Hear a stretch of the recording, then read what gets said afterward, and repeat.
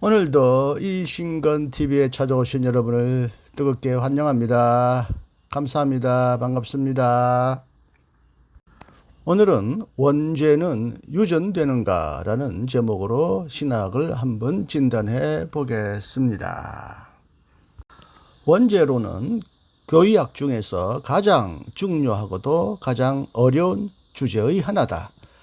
원죄론은 인간의 범죄가 단순히 최초의 한 인간 아담의 개인적인 행위일 뿐만 아니라 모든 인류의 집단적 보편적 행위임을 설명하려는 신학적 개념이다. 이 개념의 뿌리는 바울의 주장에 근거하고 있다. 그러므로 한 사람으로 말미암아 죄가 세상에 들어오고 죄로 말미암아 사망이 들어왔나니 이와 같이 모든 사람이 죄를 지었으므로 사망이 모든 사람에게 이르렀느니라. 로마서 5장 12절. 바울에게서 예수 그리스도 안에서 일어난 구원의 보편성은 죄의 보편성을 뒷받침해 준다. 곧 죄의 보편성은 구원의 보편성의 전제로 간주된다. 로마서 3장 23절, 11장 32절 이하. 그리고 보편적인 죽음은 죄의 보편적 확산을 뒷받침하는 주장이 되고 있다.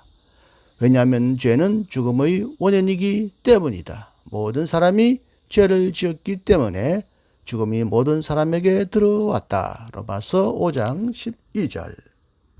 이처럼 바울은 아담을 인류의 죄의 창시자와 대표자로 본다.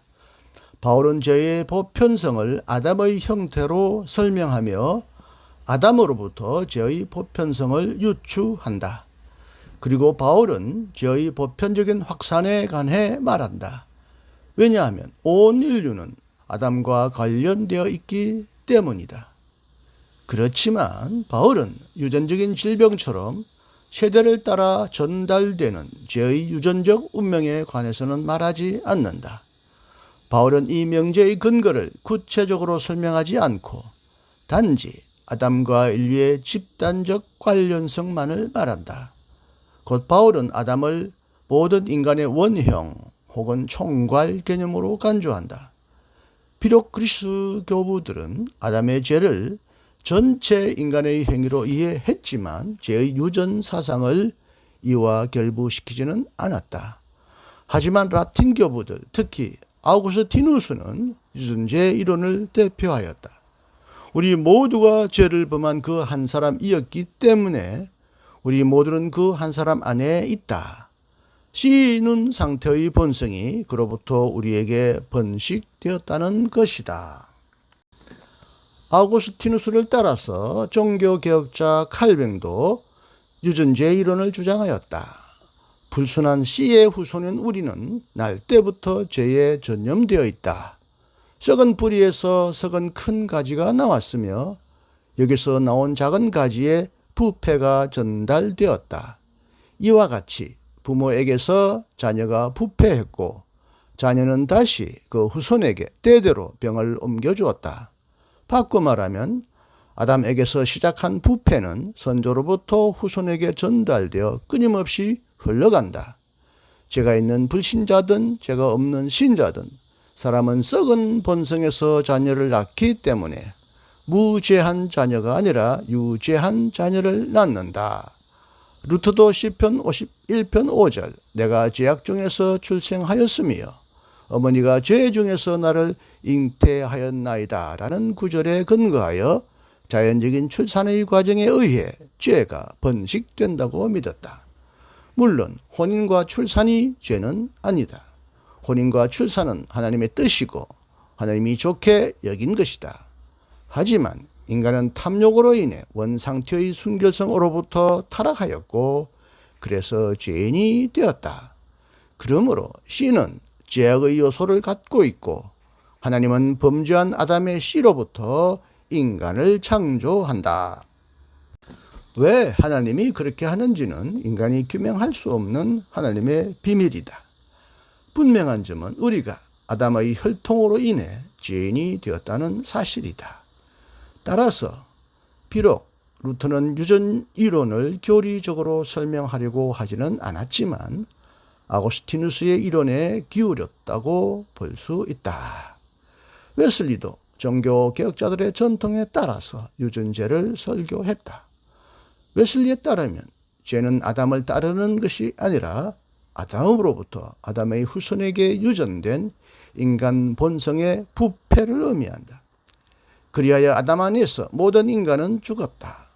곧 모든 인류와 아담의 혈통을 이어받은 인류의 모든 자손은 죽어간다. 이러한 자연적인 결과로서 아담의 모든 후손은 영적으로 죽고 하나님에 대하여 죽고 전적으로 죄 가운데서 죽은 채로 태어난다.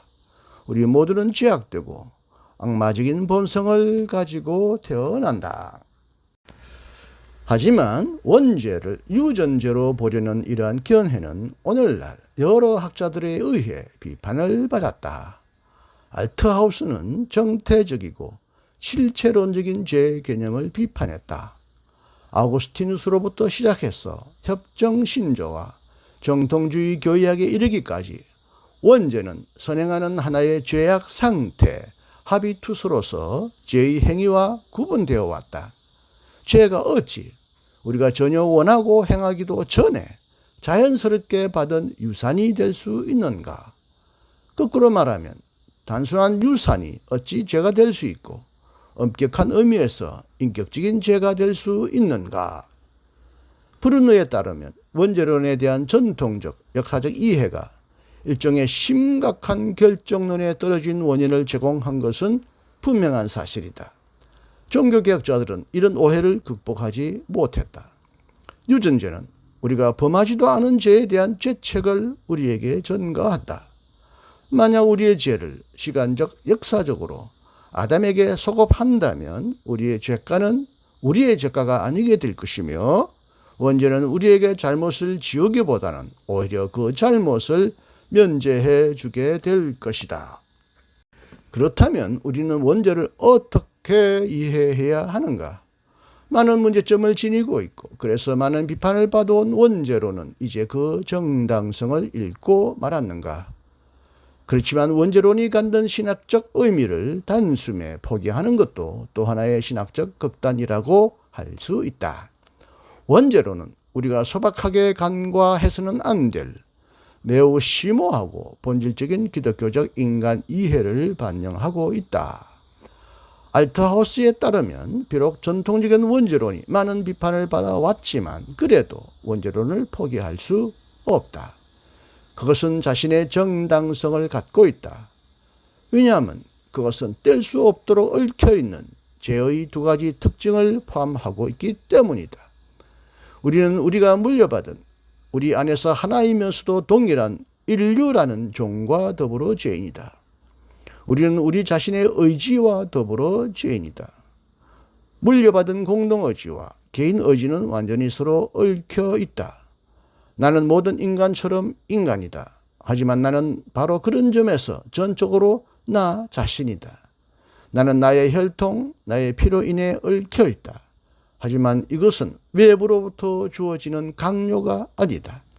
왜냐하면 우리는 모두 우리에게 내려진 그 결정을 의지를 통해 항상 다시금 나의 결정으로 만들기 때문이다.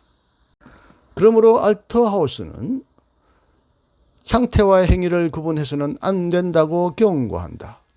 우리가 구분해야 할 것은 개별적 행위와 우리를 사로잡는 그리고 모든 행위 안에서 현실로 나타나는 근본 태도다. 하지만 이것은 하나의 상태로서 개별적 행위에 선행하는 인과론적 원인이 아니다. 이런 생각은 모든 행위의 자유로운 속성과 인간 존재의 인격성을 포기하게 만든다. 존재와 행위는 병렬의 관계와 인과론적 선후 관계가 아니다. 그것은 공속 관계다. 이런 의미에서 필연과 자유는 인격적 존재의 두 속성으로서 서로 속해 있다. 필연은 외부로부터 주어지는 강요가 아니라 인격적 의지 안에서 관철되는 필연이다. 브루노에 따르면 너는 죄인이다라는 말은 너는 죄를 짓지 않을 수 없다라는 뜻이다. 삶의 현실의 결단적 특징과 책임성을 파괴하지 않고서도 이러한 필연성을 이해할 수 있는 방법은 무엇인가? 거꾸로 말한다면 이러한 필연성을 제거하지 않고서도 이러한 주장을 받아들일 수 있는 여지를 어떻게 만들 수 있는가? 인간은 죄인이다 라거나 인간은 죄를 짓지 않을 수 없다 라는 표현을 마치 전제로부터 나온 결론이나 원인으로부터 나온 물리적 결과처럼 이해해서는 안 된다. 나무와 열매의 비유도 이런 방식으로 해석해서는 안 된다.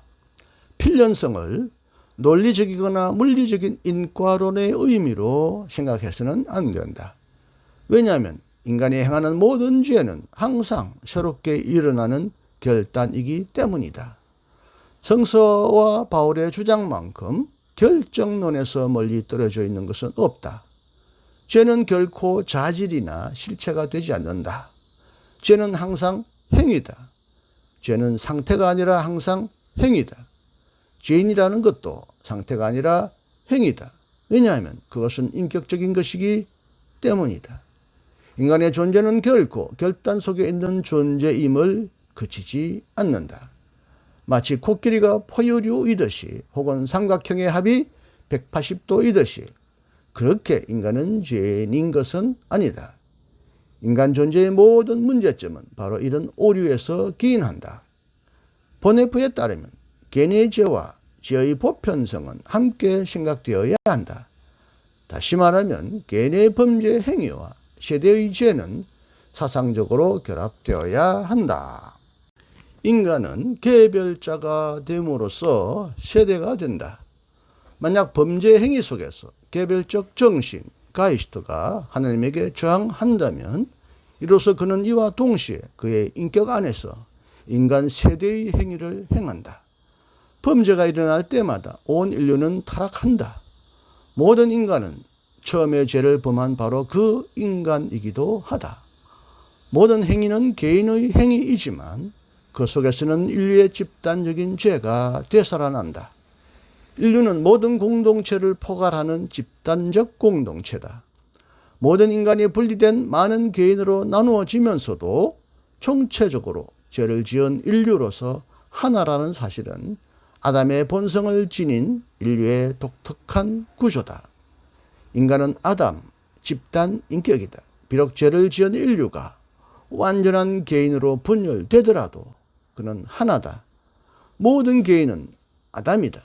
모든 개인은 그 자신임과 동시에 아담이기도 하다. 이와 같은 이중성이야말로 그의 본질이다.